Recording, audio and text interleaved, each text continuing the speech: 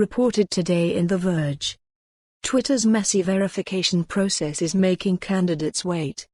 On Friday morning, Jeff Seitz, a challenger to Ohio Representative Jim Jordan, didn't have a blue verification badge on his official Twitter page. Seitz had announced his campaign months earlier, so he should have been verified months ago.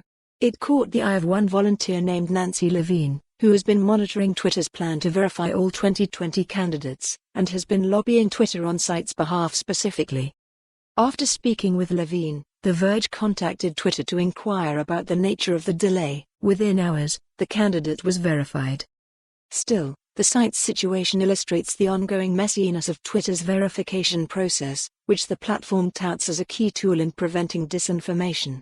Twitter says it has verified 822 candidates since it unveiled the 2020 plan in December, yet still relies on people like Levine, who has no ties to any campaign, to prod them into action. Here's how the process is supposed to work. Ballotpedia verifies that a candidate is legitimate, either by the candidate contacting them, or reaching out to the campaign.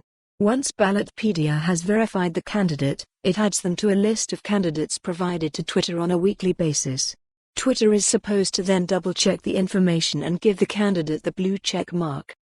Levine has been keeping an eye on which 2020 candidates are verified and not, and reached out to The Verge Friday morning to point out Seitz was still not verified, even though his primary election is coming up on March 17. Levine has become a watchdog of sorts for candidates' Twitter badges. She says she's contacted reporters and people at Twitter directly about more than a dozen 2020 candidates, many of whom are quickly verified following her inquiries.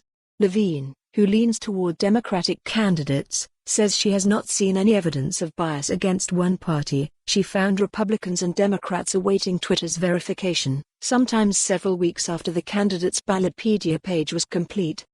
Levine has a history of this sort of rabble-rousing, first entering the public eye by trying to convince New York Times to update a decade-old story about a woman who ran an unregistered pet charity. Margaret Sullivan, who was the Times public editor at the time, called Levine one of the most persistent people I've ever come in contact with. Levine says she has kept after Twitter about the verification process because she believes it levels the playing field.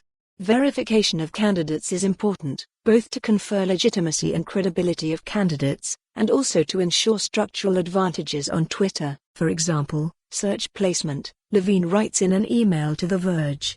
In the age of dystopian disinformation, validating candidates and their messaging is more important. For more on this story, visit the news article link.